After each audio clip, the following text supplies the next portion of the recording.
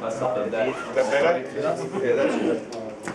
Whoa. Alright guys, I reckon the first thing I want to start saying is the reason why I decided to do this talk. I've seen obviously many of the members may be interested in tunas or in do a little bit of trolley, but I understood that many of you may don't know where to start or may have done it and want to improve. So through different clubs in the past and back home in Italy, I've done a fair bit of it.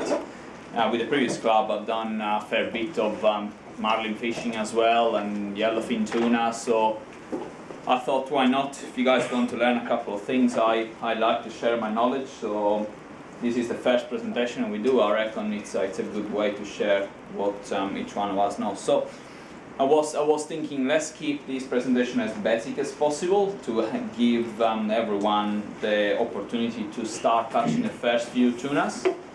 That's where we're going to be starting from, I would say. Perth is pretty good for all the little tunas that you find around. We don't have massive tunas around this area here. For the bigger tuna, you need to move either up north or down south. But the good thing that we have in here is the numbers. On that 3 to 6 kilos tunas, we have lots of them.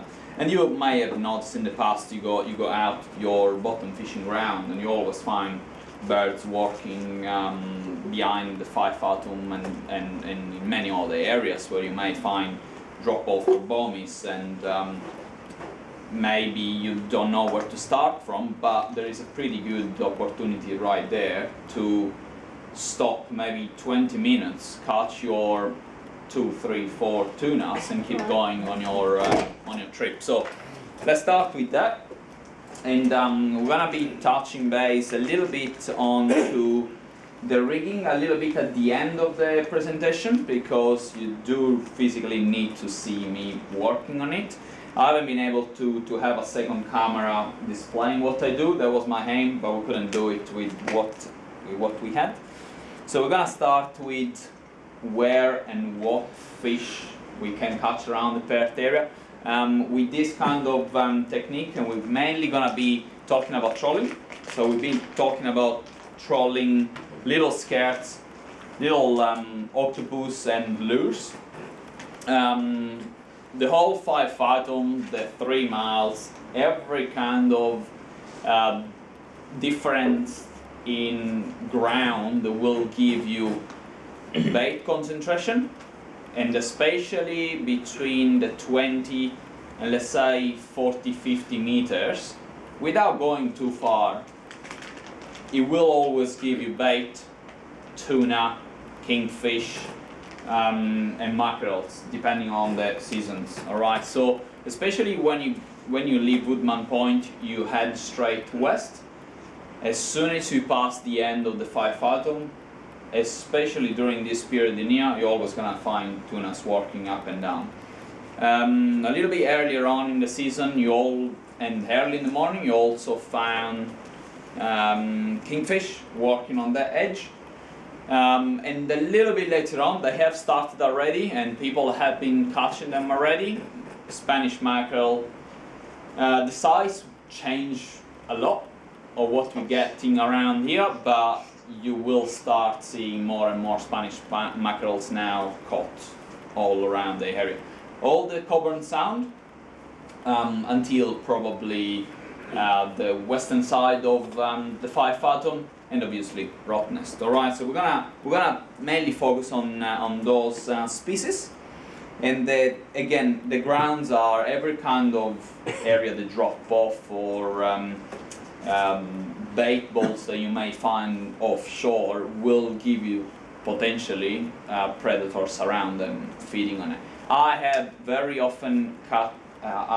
been very often catching tunas without seeing birds. It's just a matter of going out there, probably with the tunas is passing the 28 meters you will have a pretty good possibility to catch them through all day long. Like there is, especially for the tunas, there is not a particular time. When they feed, they generally make a mess, but that doesn't mean that they are not there. So just believe on the tunas being around. It's just a matter of trying to troll skirts behind the boat, and you'll probably get one or two. In terms of technical informations, the reason why the fish may be attracted by a boat, and that means the reason why we're trolling skirts behind the boat, is simply because your motor and your propeller create a trail of bubbles, and predators think that that trail is actually a bait ball moving through the water. All right. So if you imagine the boat as a big teaser, let's say like that, you may always have predators coming from the depth or coming from behind the boat just to have a look what this all commotion is. Okay, so that's number one. Then if we want to increase in terms of teaser and this and that, we have plenty of other options or plenty of other teasers that we can pull out and have behind the boat. Tonight we're going to keep it simple, and I'm not going to talk about teasers because we just complicate our things. Especially for you guys being one or two people on one of the boats, you want to keep maybe 2, maximum 3 lines in the water. Don't start putting more of that, because then you need skills on how to deal with them. Skills for the skipper on how to take turns, otherwise you're going to make a big mess between all the lines that you're going to have out, and you're not going to have fun anymore. So let's keep it simple. Let's have 2 or 3 rods. Let's start with 2. And if you want to get the extra step, 1 teaser. We're going to have another chat about teasers on another night, because tonight is you starting to get the first few fish, get the confidence that what we're doing works, then we can build from there. Alright? We have plenty of stuff that we can troll behind the boat. Little lures. Every single lure has a trolling speed, but I have to say that nowadays companies are doing a really good job. You just need to attach these to your line, chuck them behind the boat, and let them work their magic. Especially those ones are called Afw Max. They are great because they don't have a beep, so they actually get trolled from their back, if it makes sense. But they actually works at a much higher speed as well. So we can use those ones as well for mackerels if you want to speed up on your boat a little bit more. What speed, Vinny? I have to say that for both skirts, that they are these little multicolored beautiful things in here, and lures, I probably suggest always to keep between 6 and 7.5 knots. Okay. Now, many people I've been fishing with, they've told me, oh, I've been trolling skirts much higher, I've been trolling lures with a much higher speed, and it still works. Yes, that's right, it does work, but you're gonna start having a couple of issues. One is if a fish actually grab it, you're gonna peel lots of line out. Number 2, and probably the most important one, is the lures that you're actually trolling gonna start swimming in a way that is not as correct as if you would be working them slower. So between the range, between 6 and 7.5 knots, is the perfect range to have them, to have lures and skirts working at their best, if it makes sense. Alright, let's move on, otherwise it's just too long. What Can you troll a mouse? you control every, oh there. What about the Bobby? Troll that. Yum. So if we wanna choose, and we start talking about tunas first. If we wanna start talking about the lures to troll behind the boat, I have to say the good advantage about the hard bodies is vibrations, alright? That's one of the advantages. The second advantage is that you can actually cover the water column, because you do also have deep divers who go down deeper, so sometimes that helps with the vibration, with the noise. It actually helps you to raise fish from the bottom in the case of kingfish sometimes, but also I have to say mackerels are really sensitive to noise, commotion, vibration. Tuna's a little bit less, but that's one. The down point of lures is mainly seaweed. Okay, when you have dirty water, you're probably gonna spend half of your time just pulling them in, remove the seaweed off the bib, and it's not fun anymore. That's why I generally suggest to start with 2 or 3 rods, as I said. One of that probably is a lure, and the other 2 is gonna be on the external side of that, and they're going to be 2 skirts. The skirts are easy going. You just chuck them out in the water, you leave them out exactly where the whitewash ends. Okay, that's an easy way for you to understand. I believe nobody can tell you how many meters you should release those skirts behind your boat, because every one of us has different boats, producing a different wake behind the boat, different waves behind the boat, blah blah blah. So the good way to actually understand for tunas where to leave your skirts, mainly the skirts, alright, is exactly where the whitewash starts fading, okay, and becomes clear water. All these lures in here will work really well on clear water. Means that you don't want to run them in the middle of your bubble trail, okay? Because the fish will get confused with the bubble vibration. The eyesight of the fish is very good on close distance, but the bubbles will annoy them too, okay? And the problem is gonna be that they're gonna miss the target. They start dropping your line. They start really, and you'll see on videos, you know, they probably miss the target sometime, all right? It's just what it is. So I have to say that setting is probably the easiest one for you to start with. We talked about the position. The lure, because it goes deeper a little bit more than the skirt, the lures can be trolled halfway. So you can actually have them, let's say, 15-20 meters behind your boat. That 15 meters of line, that doesn't mean that you're gonna have it at 15 meters behind the boat, because they're gonna go down. So they're gonna go down and stay a little bit closer to the boat, but they will work on a much cleaner water away from your bubble trail. The bubble trail is gonna be on top of it. The bubble trail is what, again, attract the fish. So, we talked about where to run the skirts, we talked about the speed.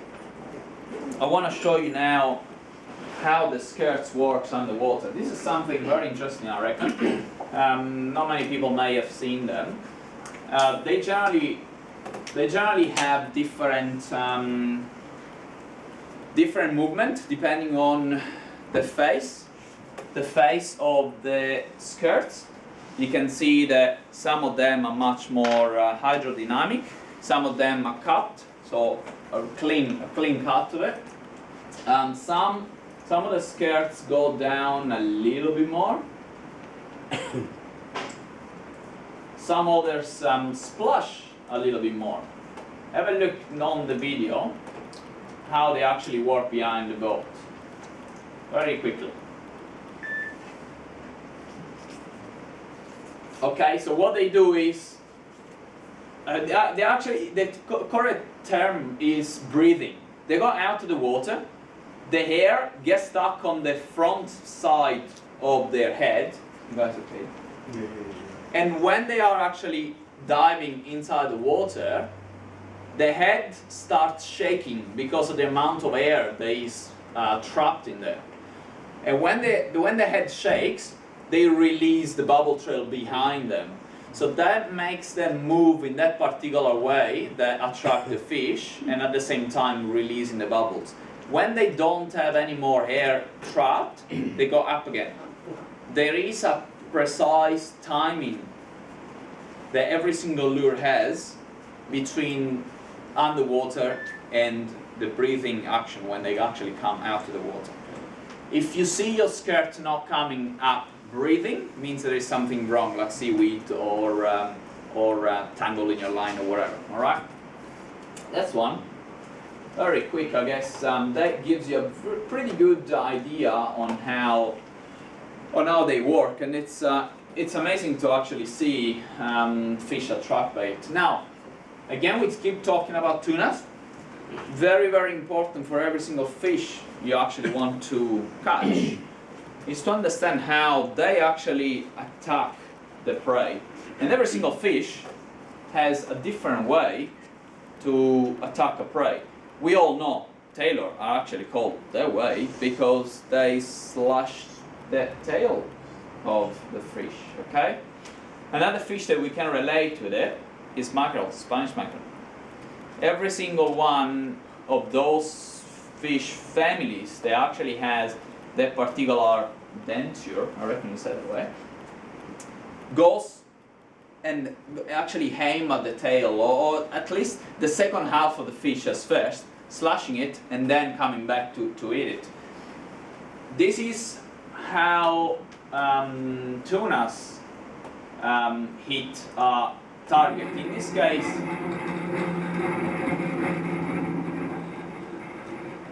you can see the tuna. He actually goes behind a bait.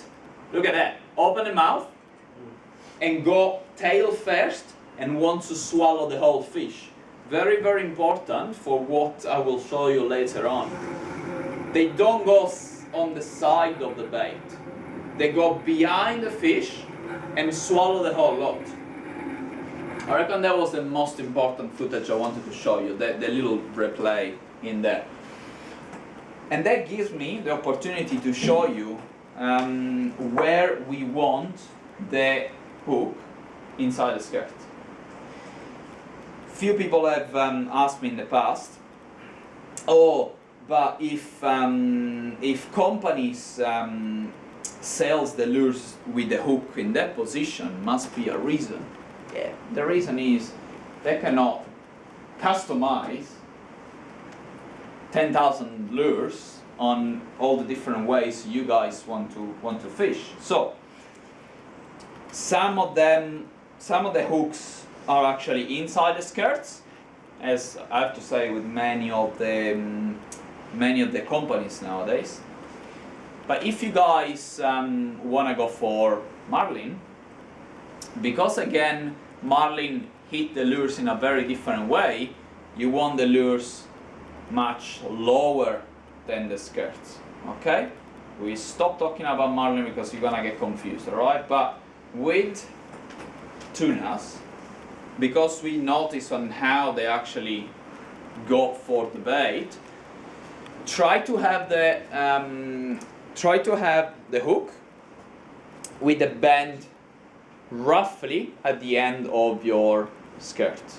Okay, I've rigged this one and I have it pretty much the whole hook inside the skirt. If the hook is a little bit lower than the skirt, you will still get the tuna. But the major issues that we have, and here we're also talking about speed up during the competitions, is that as we noticed last weekend with Darren, we went out, we got some beautiful tunas, good size as well, 6 kilos tunas for our area is awesome, big fat ones. But the problem is that they swallow the whole lot. So you're gonna end up having the hook down their throat. You don't want to cut this, because you're not gonna be fast enough to retie something like that on a boat.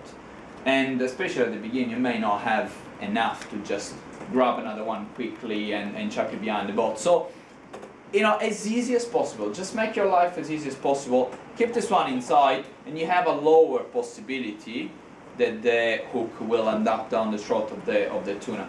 Most of the time, you have it pinned on the side of the mouth.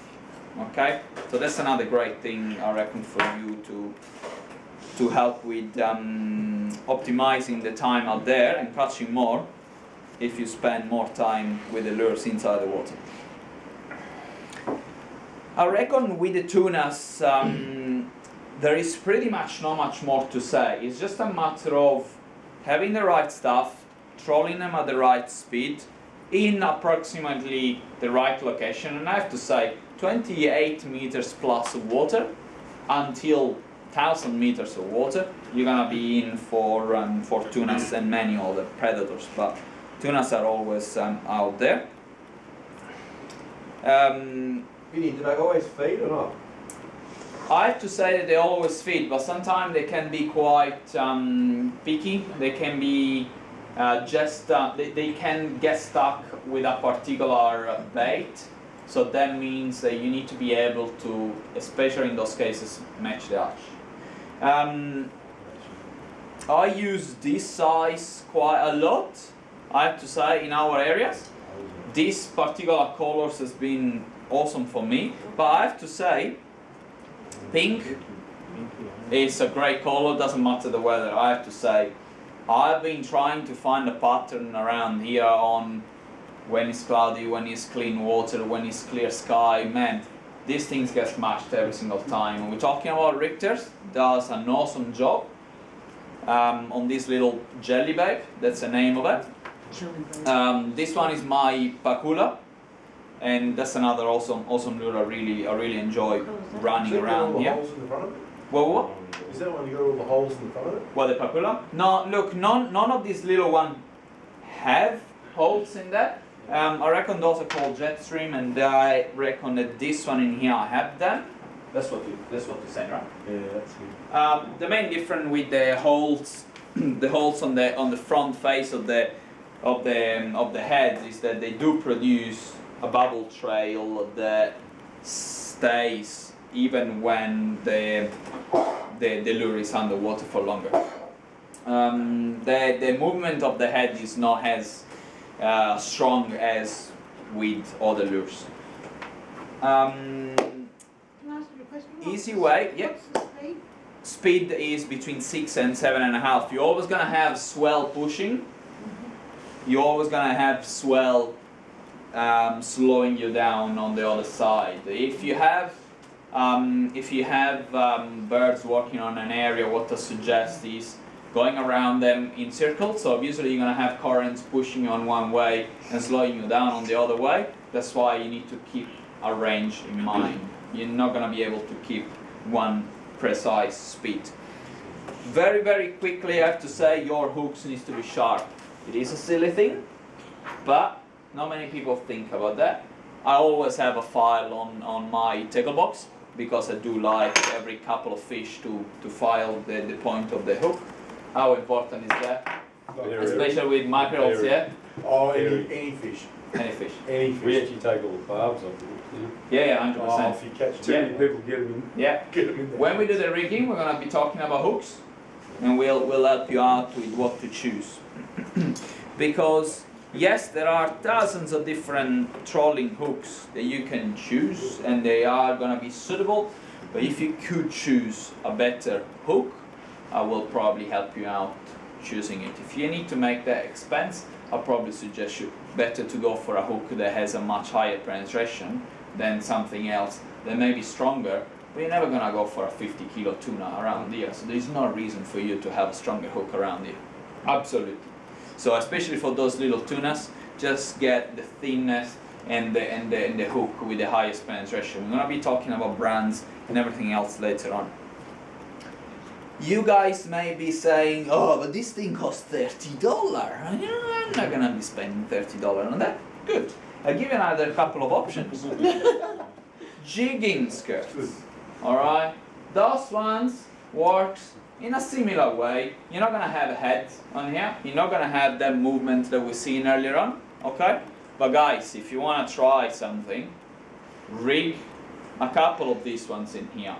Don't go too crazy with the size. Just stick to this 10 to 12 centimeters, I have to say, those tunas out there, they are feeding on wherever it moves. Just check it in front of that. In Italy, we just troll feathers, they all work. Okay, so again, don't get too fussy about what to use. Again, the big difference is the movement underwater. Those ones create more vibrations because of the heads. The colors are UV. You're gonna have some advantages, okay? But if you want to start catching tomorrow and you say the shops is closed and you have some of this, you have those pretty much ready to go. You just need to make a hole at the front, run the line through, have maybe 1, 2, 3 beads inside the head of this octopus, and then you can actually run your hook inside. Okay, so very easy and something. Vinny, that basic one that you just said, can I suggest you could maybe use a little bean sinker inside the head of that? Yes, that's a great thing. That's a great thing. That That's will a give great you thing. the head. Yep, that's a great thing. With this size, it's gonna be a little bit tricky, and I don't know if it's probably the worth. But we're gonna be talking about mackerels right now, and the Spanish mackerels obviously are a little bit bigger in size. You do want to use bigger skirts with that, and yes, that's what I do. I run bean sinker inside the head, because on this size you can actually have a bigger one, and when you troll at the speed, this size sinker will make much bigger difference than this size one. But that's a great one. Let's have a look at now mackerels. With the rigging, it's gonna be a little bit too tricky, as I say, to show you everything. But the line that we're gonna be using to rig these little skirts is nothing heavier than 60 pounds. Okay, you're not gonna need more than that. I run between 40 and 50. I do like fluorocarbon, not even because it disappears inside the water, but for a simple reason that being harder, it will allow you to get the extra fish out of it, especially when they swallow the hook. And we noticed it last weekend as well with Darren. They tend to erase the line a little bit after a while, and you don't want to have that much pressure on your on that particular point and then end up letting you lose the fish. All right. So fluorocarbon helps you because of that. The length of it, and you can see it in here, is not that long. Okay. So you'd actually use that for catching Spanish mackerel. That line I'm talking about. We're talking about. Yeah. Very sorry if I confused you. We're still talking about tuna. Because I forgot to mention the line. Yeah. Okay. I reckon 50 pounds for tunas is plenty for the tunas that we have around here. I have to say though that with the mackerels, I do prefer catching or having a higher possibility for me to catch one rather than be on the safer side. So I do prefer, especially here, we're not talking about up north. I know you guys do really good up north, but we're not dealing with rocks, we're not dealing with very big fish around here. So I generally prefer to stay lighter line and lighter tackle all up More movement, and catch, flexibility. yeah, and catch a little bit more. Good point there in terms of flexibility. I go what you say. The action of the lure will be better, will be more vibration. They will be able to move a little bit better if your line is not as stiff as when you use thicker line. Keep that in mind, because even for marlin, we're talking about big fish, everything, people make the same mistake. They use 200-300 pound line when it's not needed one, but also the action of the lure will be much less, and you potentially gonna be catching less. All right. A great way to see, and we're gonna be talking about these great. They actually called diamond glitter, but they are pretty versatile for both mackerels and tunas. If you don't want to run teasers, as we were talking earlier on, on the same line before your swivel. That's the only thing I run. From your rod, you're gonna have a good amount of leader. If you run braid, have a very long leader on your reel. I have to say, connected to just I use ball bearing How long? swivel. I'll probably say if for your bottom bouncing you use, let's say 2 to 3 meters. I probably doubled up there for trolling, Yeah. because when a fish hits and you are at speed, you will need it. Otherwise, the rod may suffer. Otherwise, the fish will have. Yes, the fish will create immediately a hole inside the inside. Okay, so the hook will go through their cheek. The hole that you make fighting it too long, or having a much higher drag on your reel, or having not enough elasticity on your line, will make the hole much bigger than when the fish is actually close to the boat or halfway to the fight. The fish may just turn head, and this line that was, from right to left at one side, and the fish turn the head, and this line goes on the opposite angle, this hook will pop out of the hole that you just made. So this is another important thing. Again, we're talking about a little bit more advanced Sorry, Vinny. level, I have to say. In summary, what you just said then, that's the disadvantage of using braid as a trawling Yes. outfit. Yes, 100%. Because the Yeah. the ideal trawling outfit is pure mono. Pure mono. Yes, I agree with you. Oh, don't do But you see, Yeah. if you have to say, if you have to bring an extra rod for trolling, many people will say, stuff it. So in that case, I'll probably say when you do your rigging at home, have probably extra long leader that will also help you out with your bottom bouncing. It does help.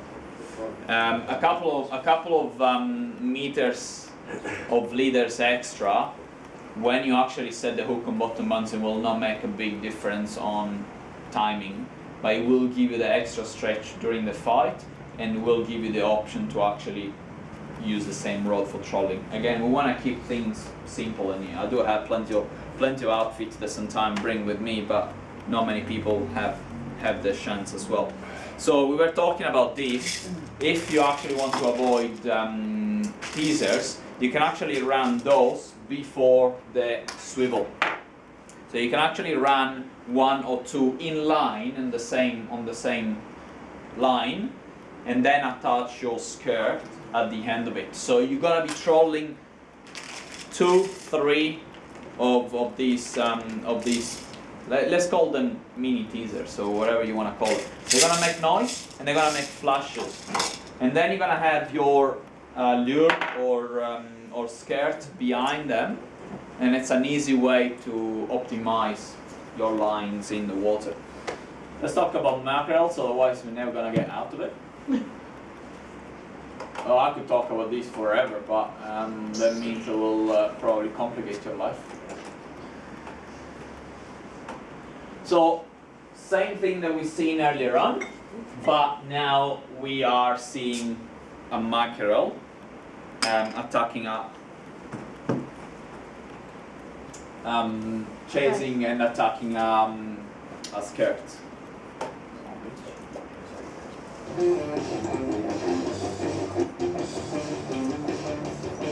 So this is a different system to catch or to troll behind the boat. This is actually with a dead bait behind one of these skirts that I'll show you, alright?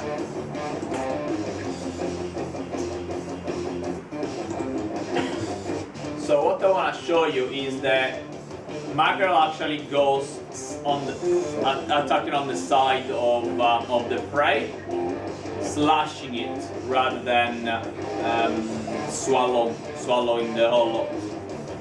And that will help understanding if I have a better one. Yeah, probably this.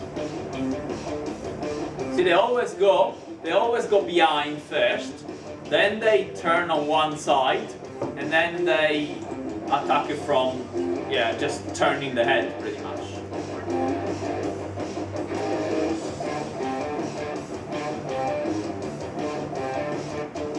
Now there is one particular. This is actually a video from underwater camera. But you got what I mean anyway. You understand exactly how tailors attack their prey, and that's why we use gang hooks. Mackerels are probably a much higher speed, I have to say, but they attack their prey in exactly the same way. All right? Because of the reason, we have a couple of options if you guys want to be trolling for mackerels. Again, for mackerels we can use the same lures, even bigger lures, but the best way, especially to improve your chances or increase your chances, is trolling deadbait. So you get your herrings, you get your ideally garfish, mullet, fillet, tuna belly. They are awesome pieces of meat that you can actually put on any of these mackerel rigs. Very similar to what the guys use up north under a balloon. There are many different versions of it. You have those ones with the wire longer, shorter, out of the skirt, keeping the wire only inside the skirt and then monofilament out of it. You got plenty of options, and you have obviously a certain amount of risk using one or another. That's obviously your choice. Again, I do like to take risks. I don't mind to lose a fish because I've been taking those risks. Yes, don't get me wrong, I won't be happy. But I have to say, if that little trick helps me to catch 2 fish more than my other friend, it worked the trick for me. So sometimes it's worth it. Again, those ones are, let's try to keep it simple. Those ones are rigs that you can find in tackle shops already made. You just attach them at the end of your line using the same swivel and clip. You chuck them in the water, they're ready to go. What you can do in here with this particular rig that has a hook on top and then a stinger at the bottom, is to have the fillet of any kind of fish that you choose or you have on board attached to the top hook, and then you just need to pin the treble anywhere on that fillet. Keep it longer rather than shorter, because that will give you the advantage to have an extra bit of fillet or an extra piece of skin coming after the treble, and there in the water will actually swim with it. The skirt on top of this particular rig helps you with the hydrodynamic, something like that. The skirt will help keeping the rig hydrodynamic. Alright? Those ones are easy and cheap to find. And if you don't want to use, because you don't have the skills to make your own, because you don't want to use this particular rig and you want an alternative, we will give you an alternative that is probably already on your tackle box. That is a classic snail rig. Alright? 2 or 3 hooks in line. You make them with any kind of hook that you want, but consider that these fish, even around Perth, can be of a certain size. You can do exactly the same thing, guys. You just run your monofilament, and we're taking a risk, but you run your monofilament through the skirt, and then you tie your leader on the on the gang hooks. The gang hooks probably will have to be put with a piece of tubing or with a couple of beads, just obviously on top of the knot, so the hook itself doesn't slide up the skirt. That's fairly basic. I wouldn't probably have the need to say that, but that will also give you the options, adding some more tubing or adding some more beads to have your hooks lower or higher inside the skirt. And this one is an awesome easy way of trolling them. When the mackerel will attack this bait, again we notice it, they go for a tail, so they're generally gonna go for the bottom part of the bait, so you'll stay quite safe there. On the very big mackerels, they generally got a mouth that is big enough to probably ruin your line. But around here, I have to say, what's the biggest mackerel that you? 8 to 12 was the school. Am I right? 17. Yeah, 17. Yeah. Oh, Okay. you get them bigger when you go up. So I have to say that 10 to 12 is a good average. And 22. 22, of course. Let's start The showing first off. one was a sharp bait was too. Sharp bait. But- The first one we put in the water, and we weren't trawling the lure for more than 2 minutes. Chucked it in there, bang. And they're everywhere. I mean, you can't ride ears everywhere. Yeah, yeah. Yeah, but I give you a little tip. Last year, one of the mackerel that I've caught was inside the sound, and I've actually noticed that there was something different on that particular area when we start trolling, because there were birds working inside the sound, and I said, it's not season for salmons. Tunas don't get that in water that is the shallow. It is mackerel season. So I have to say, this is what I'm gonna run. We're gonna try hitting the school a couple of times, see what happens. On the first pass, boom, we had the mackerel. Unfortunately, we were out of time. We had to get back in after that, but it worked. And that was a simple thing, thinking what it could be. We actually guessed it, and it worked pretty well. how big was that? What's your biggest down here? Oh no, look, probably 10 kilos is my biggest around here, but I have to say, I haven't been targeting mackerels much around here. It hasn't been my thing really. With the tunas, I have to say, I'll give you a couple of other things about tunas. First of all, they are awesome to eat. Sashimi, they are great. You all know. Even just slightly cooked, they are awesome.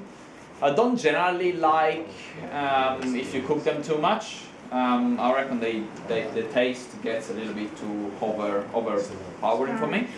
But they also make awesome bait. Bottom bouncing bait, obviously, you know, for crayfishing bait and whatever. But also, and as I said earlier on, the tuna belly is an awesome bait for 2 reasons. One, it has a perfect size, so you can actually just grab it, slide it on one of the mackerel rig, and it's ready to go. And 2, it's actually very sturdy. If you get any part of the tuna, it may be a little bit softer than that, but the belly is so compact that when you actually put a hook through, you feel that the hook will stay in. So I have to say, every time I catch my tunas, if they're gonna come home with me, the belly goes in the freezer, ready for me to use it as bait. And even when you freeze it, it will be awesome for the day after when you're gonna be needing it as bait. Everything else goes in my belly, I have to say. Yes, I love tuna. With the rigging again, we're probably gonna start the barbecue now, and then yeah, we can. Oh, really? Is it too quick? So you want me to do something? Oh, that's up to you. But I'm gonna bring my stuff on the table outside, and whoever when I come close, we can actually start seeing how to do the rigging close by. Otherwise, yeah, it's just a mess. All right. With the mackerels, obviously, I can use the same leader that I was talking about earlier on. Otherwise, up to 80 pounds for me is strong. Vinny, one question. Yes, please. When you said the school of bait fish busting up, what's your tactic? Do you go in front of it?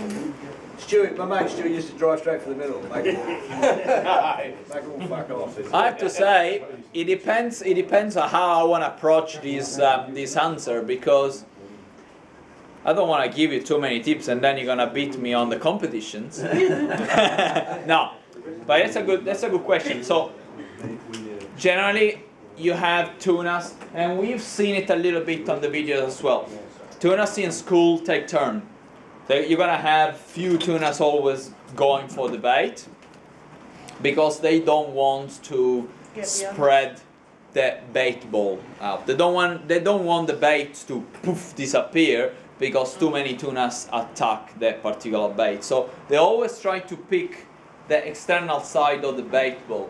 So that's a very important thing to understand. So you don't generally have tunas going through the bait ball. They always pick the stragglers, they always pick the slower one, they always pick the fish that is on the external side of the bait ball. That's their technique, and that's why they push them up on the surface, because they want to compact the ball, okay? So thinking, like keeping that in mind, you're always gonna go on the external side of the bait ball.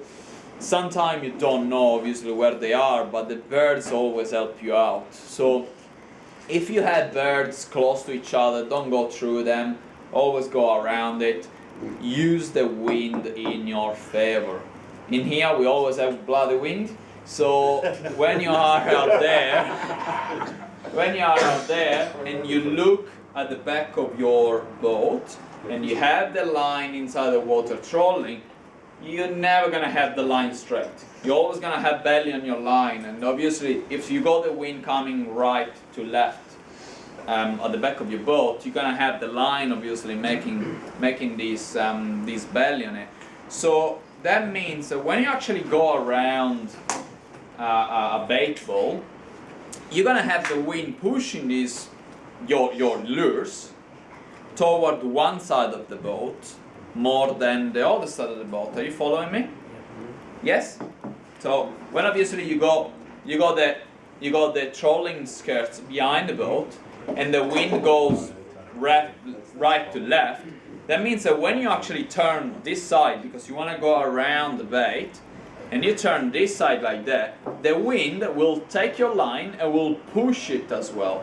So if you want the skirts to go as close as possible to the bait ball, you do want to use the wind in your favor. Don't turn the other way. If you turn the other way, you know, let's say that you're turning the other way and the wind still comes from the same one, your skirts will be on the opposite side. You know? So that's another little trick that will help you catch, hopefully not more than me, but a little bit more. Vinny, I just seen you got your little hard bodies there. Yeah. You haven't got any of the bigger hard bodies that you generally use for trawling for mackerel either. I got plenty of lures to show you. Well, you just haven't got any out on the table. You don't use them, or? Those ones is what I would use if I want to say quite generic, like if I want to catch the tunas, if I want to catch the kingfish and mackerels as well, because I reckon around here this is the size of the bait that we get. But don't get me wrong, if we are talking, and this is not mine, this is actually Darren one, Darren magic box. White and redhead. No, but you know what? The size doesn't get much bigger. I can show you what I use for mackerels if I only really want to be. Like that one there. If I want to be really selective, this is what I would use for mackerel. Yeah, that's it. For two reasons. It allows me to go a little bit deeper, and sometimes with mackerel helps. But